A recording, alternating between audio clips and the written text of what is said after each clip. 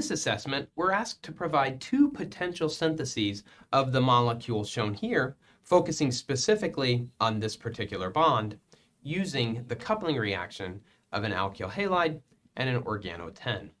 There are two possibilities because what we're assuming here is that either side can be the organo-10, either side can be the alkyl halide.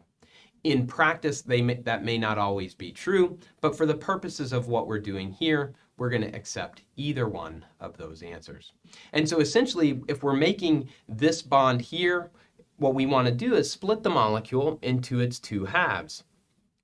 This half here and this half here. Let me make sure I put the T-butyl group in the right spot. There.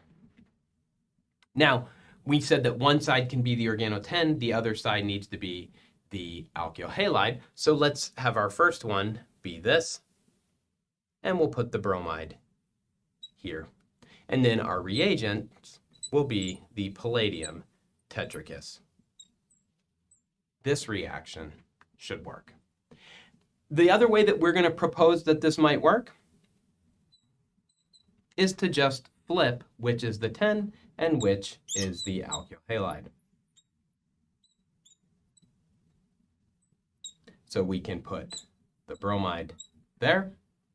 We could have made it an iodide as well if we wanted to. And then we'll put the 10 here. And once again, we'll use palladium tetrachus as our catalyst. This reaction conceivably could give the same product. So two different Stille coupling reactions to make the same carbon-carbon bond.